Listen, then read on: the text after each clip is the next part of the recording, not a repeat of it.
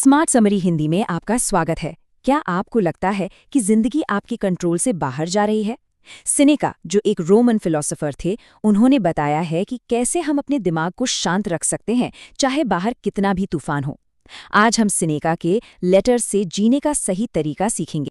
सोचिए, लगभग 2000 साल पहले सेनेका नाम के एक स्टोइक फिलोसोफर ने अपने दोस्त को कुछ खत लिखे थे। लेकिन ये कोई आम खत नहीं थे। ये असल में जिंदगी के सबसे मुश्किल सवालों के जवाब थे। और मजे की बात यह है कि आज की इस भागदौड़ भरी दुनिया में सेनेका की ये सलाह पहले से कहीं ज्यादा रेलेवेंट है। तो चलिए देखते हैं कि ये सदियों पुराना ज्ञान हमारी आज की प्रॉब्लम्स को सुलझाने में कैसे मदद कर सकता है। सेनेका की हर एक सीख एक बहुत ही बुनियादी सिद्धांत पर टिकी हुई है। अगर हम बस इस एक बात को समझ लेना तो उनकी बाकी सारी बातें अपने आप समझ में आने लगेंगी। ये स्टोइसिज्म की नींव है। हम फ्रस्ट्रेट क्यों होते हैं? तनाव में क्यों रहते हैं? सेनेका कहते हैं कि इसकी वजह बाहर की चीजें नहीं, बल्कि हमारी ये सोच है कि हम उन चीजों को भी कंट्रोल कर सकते हैं जो असल में हमारे बस में हैं ही नहीं। दिमागी शांति पाने का पहला कदम ये मानना है कि दुनिया में बहुत कुछ ऐसा है जिस पर हमारा कोई जोर नहीं चलता। तो देखिए, ये स्लाइड एक तरह से जिंदगी का नक्शा है। बाईं तरफ की चीजें, हमारे फैसले, हमारे रिएक्शंस, हमारी सोच, ये हमारी अपनी सल्तनत है। हमें अपनी सारी एनर्जी बस यहीं लगानी चाहिए। और दाईं तरफ की चीजें, इकोनॉमी कैसी है, दूसरे हमारे बारे में क्या सोचते हैं, यहाँ तक कि मौसम कैसा है, ये सब हमारे कंट्रोल से बाहर हैं। इनके बारे में चिंता करना मतलब बस अपनी मेंटल एनर्जी बर्बाद करना है। सेनेका का संदेश एकदम साफ है, अपनी अंदर की दुनिया पर ध्यान दो। तो ठीक है, एक बार जब हमें ये समझ आ जाता है कि अपनी एनर्जी लगानी कहाँ है, तो सवाल उठता है, पर कैसे? अच्छी बात यह है कि सेनेका हमें सिर्फ थ्योरी नहीं देते, बल्कि प्रैक्टिकल उपाय भी बताते हैं। इसे एक टूल किट की तरह समझिए, जिसे हम अपनी रोजमर्रा की जिंदगी की चुनौतियों का सामना करने के लिए इस्तेमाल कर सकते हैं। आज के जमाने की सबसे बड़ी चिंताओं में से एक है पैसे खोने का डर। ये डर हमें ऐसे फैसले लेने पर मजबूर करता है जो शायद हमारे लिए सही भी ना हो। सेनेका इसका एक ऐसा समाधान बताते हैं जिसके बारे में शायद आपने कभी सोचा भी नहीं होगा। सेनेका कहते हैं कि अपने सबसे बड़े डर से भागो मत, उसका सामना करो, लेकिन अपनी शर्तों पर। कुछ दिनों के लिए जानबूझकर गरीबी में जियो। जब आप ऐसा करते हैं तो डर की पकड़ ढीली पड़ जाती है। आपको एहसास होता है कि आप उससे कहीं ज्यादा मजबूत हैं जितना आप सोचते थे। ये डर पर जीत हासिल करने का तरीका है, उसे अनुभव करके देखिए। इस प्रैक्टिस का मतलब गरीबी को अच्छा बताना नहीं है, बल्कि पैसे खोने के डर के खिलाफ एक मेंटल शील्ड तैयार करना है। जब आप खुद को ये साबित कर देते हैं कि आप बहुत कम में भी गुजारा कर सकते हैं, तो पैसे खोने का डर आप पर हावी नहीं हो पाता। आप सही मायनों में आर्थिक और मानसिक रूप से आज़ाद महसूस करते हैं। चलिए अब अगले टूल पर चलते हैं।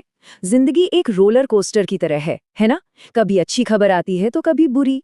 इन सब के बीच अपनी भावनाओं को स्टेबल रखना एक बहुत बड़ी चुनौती है। गुस्सा, उदासी, बेचैनी, ये सब हमें अपने साथ बहा ले जा सकती हैं। कभी सोचा है कि हमारा ज्यादातर दुख कहाँ से आता है? सेनेका कहते हैं कि ये उन चीजों के बारे में चिंता करने से आता है जो अभी तक हुई ही नहीं है और शायद कभी होंगी भी नहीं। हम अपने दिमाग में ही वर्स्ट केस सिनेरियोज बना लेते हैं और फिर उन ख्यालों पर ऐसे रिएक्ट करते हैं जैसे वो सच हों। स्टोइक तरीका भावनाओं को दबाना नहीं है, बल्कि उन्हें एक मेहमान की तरह देखना है। उन्हें आने दो और फिर जाने दो। आप अपनी भावनाओं को महसूस कर सकते हैं, ठीक वैसे ही जैसे आसमान में बादलों को देखते हैं, और ये समझ सकते हैं कि आप वो भावना नहीं है, आप वो हैं जो उस भावना को देख रहा है। यही प्रैक्टिस हमें बाहरी घटनाओं और हमारे रिएक्शन के बीच एक छोटी सी जगह देती है, और उसी जगह में हमारी असली आज़ादी है। हम सबके पास दिन में 24 घंटे ही होते हैं, लेकिन फिर भी हमेशा समय की कमी महसूस होती है।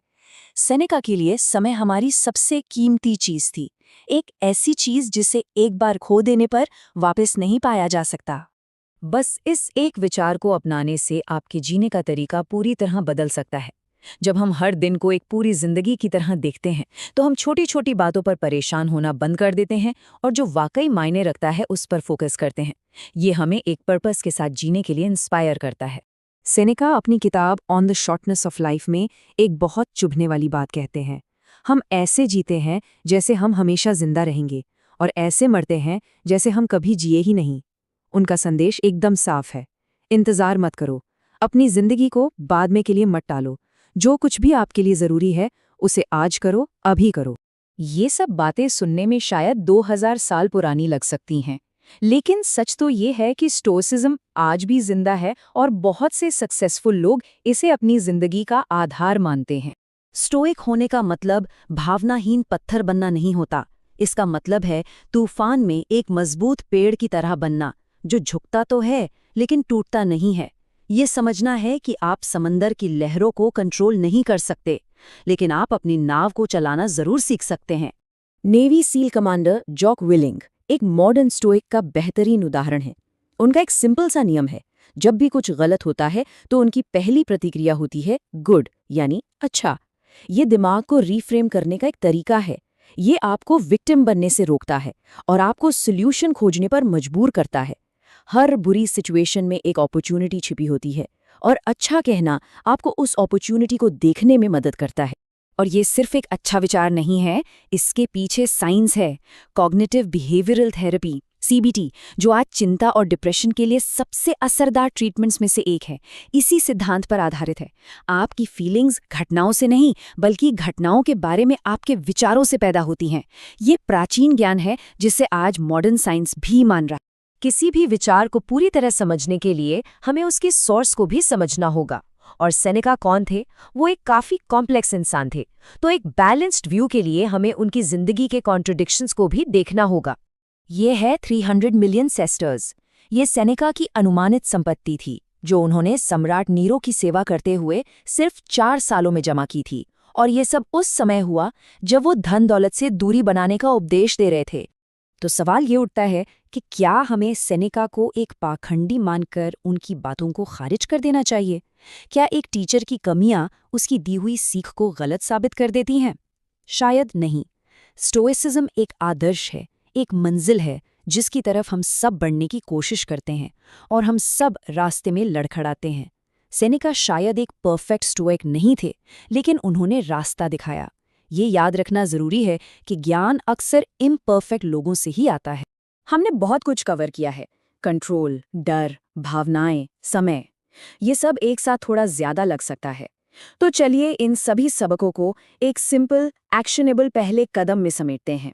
सेनेका की ये आखिरी सलाह शायद सबसे महत्वपूर्ण है। खुद को बेहतर बनाने का सफर अकेले तय करना मुश्किल हो सकता है। एक रोल मॉडल चुनें, ये कोई भी हो सकता है।